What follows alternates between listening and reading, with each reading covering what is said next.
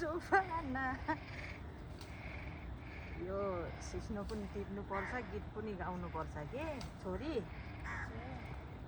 छोरी सिस्नो अहिले भोरै पकाएर खाने हो आमा छोरी हामी त हुन्छ है आमा अनि म त दुःखमा यसरी नै खाएर हुर्किनुपर्छ त्यहाँदेखि जिउ पनि तेजिलो हुन्छ छोरी के गर्नु अन्त यो सिस्नो टिपेङ्गा खाएङ्गा पनि होला होइन छोरी अलि यसलाई टिप्नुपर्छ आमा छोरीले सिस्नो दुईजनाको त काम गरे त खानु पाउँछ छोरी काम गरेन भने त आलु खाने बस्ने मात्रै हो कि छोरी यहाँ काम गर्नुपर्छ सिस्नो टिप्नुपर्छ अब जुवाई पनि विदेशमै छ आमा छोरीले त यहाँ घर व्यवहार चलाउनु पर्यो होइन छोरी अब के गर्नु सिस्नो खाएर पनि बाँच्नु पर्यो जुवाईले पनि पैसा पठाउँदैन आमा छोरीलाई त गाह्रो भयो सिस्नो खाएर पनि बाँच्नु पर्यो नि छोरी हो कि होइन अब के गर्नु अब बुवा पनि जात मात्रै खान्छ माछा मात्रै लडिबस्छ आमा छोरीलाई कसले हेर्छ हामी आफै काम गरेर खानुपर्छ छोरी यस्तै हो जिन्दगी म त सालाला होला पनि भन्छु के भन्छु नि त्यहाँदेखि सिस्नो यसरी टिप्छु यस्तै हो चलाउन कति टाइम लाग्यो होला है यस्तै हो नि पानी लगाउनु पर्छ छोरी मिहिनेत त गर्नुपर्छ नि आमा छोरीले ओहो आमा छोरी सिस्नो टिप्दै हुनुहुन्छ हो नि यो नानी हजुरको छोरीकै बुहारी छोरी ए छोरी हो अनि यो नानीलाई त मैले कता कता देखेँ जस्तो लाग्यो तपाईँ कान्छी सिरियलको सोफिया हो र ए कान्छी सिरियलको सोफिया ठकुरी पो हो तपाईँ ए अनि तपाईँ त सिस्नो पो टिप्दै हुनुहुन्छ त यो सिस्नो के को लागि टिप्नु भएको बेच्नलाई हो खानुलाई नि आमा छोरी खानु परेन त ए बेच्नुहुन्न तपाईँहरूले सिस्नो खान्छौँ अब काम गर्छौँ थाक्छौँ हाम्रो भुँडी तन्किने गरी पकाएर खान्छौँ नि ए अनि बेच्ने हो भने मलाई पनि 200 रुपियाँ जतिको टिप दिनु नि त अब रात परिसक्यो टिप्नु भ्याउँदैन होला आमा छोरीलाई नै ठिक्का त्यस्तो नभन्नु न दिदी टिप दिनु न अनि सोफियाजी हजुर सोफिया नै हो कि सोफियासँग अनुहार मिल्ने मान्छे हो म उहाँको जुडुवा हो उहाँको जुडुवा हो संसारमा एउटै अनुहार भएको 7वटा मान्छे हुन्छ के सोफिया नै हो कि क्या हजुर त कस्तो ठ्याक्कै अनुहार मिलेको त के झुक्ट्याउनु भएको सोफिया मार्यो मार्यो मार्यो मार्यो ओहो हजुरको त बारीमा नि करेन्ट रहेछ त ए त्यहाँ पोल्छ पोल्छ पोल्छ मेरो औँला खसो पोल्यो नि ओहो भयो त आमा छोरीलाई हेर्दा हेर्दा म त यहाँ कहाँदेखि आउनु भएको होला तपाईँ यो बाटो हिँडिरहेको थिएँ उयो नानीलाई सोफिया जस्तै मानेर एउटा फोटो खिचाउँ भनेर आएको त सिस्नो घारीमा खुट्टा पर्यो यस्तै हो कि काडा छौँ कि आमा छोरी सिस्नोलाई पनि पोलेको पनि थाहा हुँदैन सिस्नो खाएरै हुर्केको हो हामी अब सानैदेखि भएर तपाईँलाई बानी नभएर तपाईँलाई सिस्नो चिनेन के चिनेन हामी त सिस्नोले पनि चिन्छ नि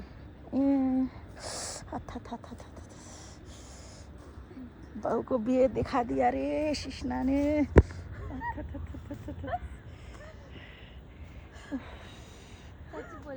साँच्ची बोले हो उहाँ अनि घारीमै खुट्टा हाल्न पुगेछु अनि हजुरको फ्यान हुनुको सजाय यही होला है है बहिनी हाम्रो दाँत पनि देखियो होला हाँसेर आमा छोरीको के गर्नु दाँत त देखियो नि आमा बुढेसकालमा हरियो काग्रै भयो कि के हो अनि सिस्नो कस्तो राम्रो टिप्नु भएको रहेछ। राम्रो फलेको छ नि सिस्नो त्यही भएर। तपाईँहरूको बारी हो यो? ल आमालाई कसले फोन गर्नुभयो फेरि? खोइ मेरो बुढोजीले होला। हेलो हो नि मर गयो अरे।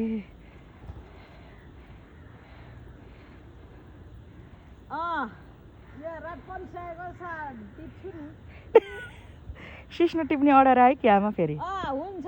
यो रात पर्यो के चाहिँ ऊ हो। ऊ त्यो हो आमा?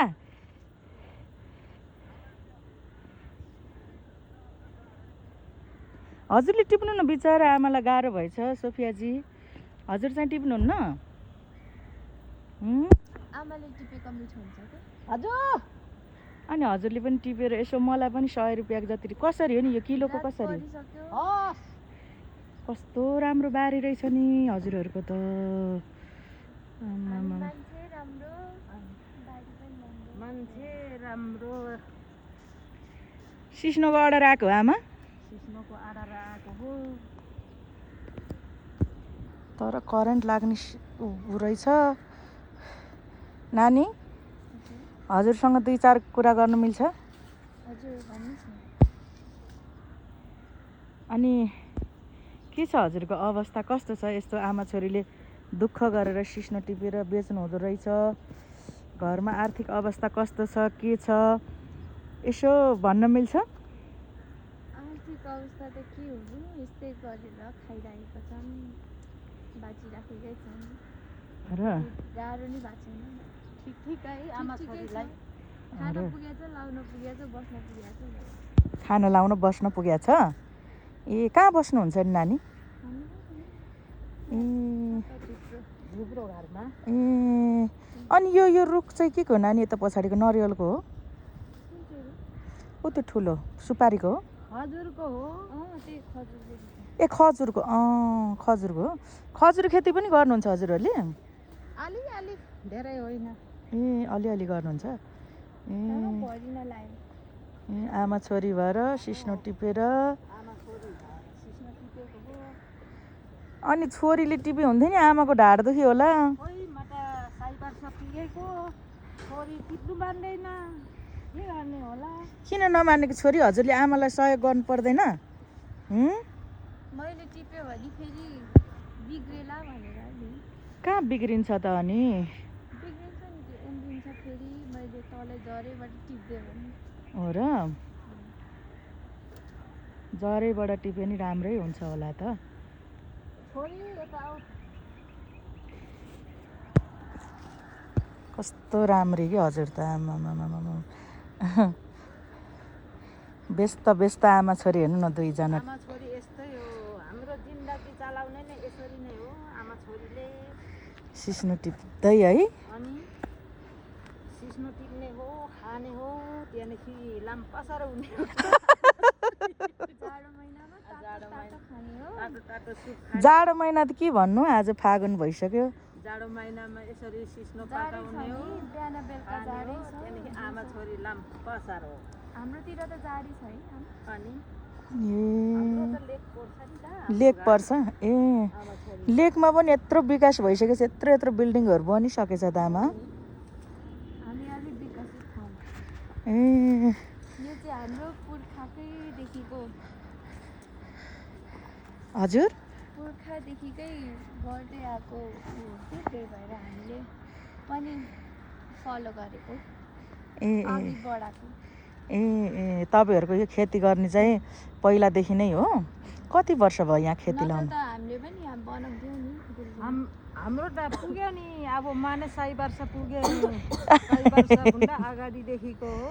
ए आमा कहाँ 100 वर्ष पुग्नु, 17 वर्ष पुगे जस्तो देखिनुहुन्छ। बुढी हो। आमालाई मैले हिरोइनी बनाएको नि, हिरोइन। ए लगाइदिएर केसमा? ए छोरीले झिलझिल पारेलीमा गरेछ। हो र? झिलझिल परेलीमा गरेका छन् छोरीले।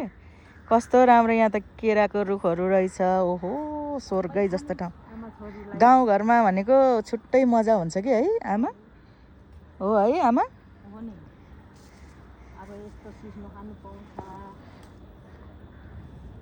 जे भन्यो त्यही खान पाउँछ होइन काठमाडौँमा त महँगी पनि छ अरे तरकारी किनी खानु पनि महँगी छ भन्छ धेरै महँगी छ नि आमा धेरै विकासे धेरै मल लगाएको भन्छ त्यहाँदेखि हड्डी दुख्छ होला भए रासायनिक मल हालेको हुन्छ बुढी पनि भए त्यहाँदेखि गाउँतिरै बसेको नि नानी ए हो र आमा हो नि ल ल एकदम खुसी लाग्यो आमासँग नानीसँग कुरा गरेर मलाई पनि सिस्नो यसो टिपिदिनु होला अलिअलि है हुन्छ ल ल आमा ल धन्यवाद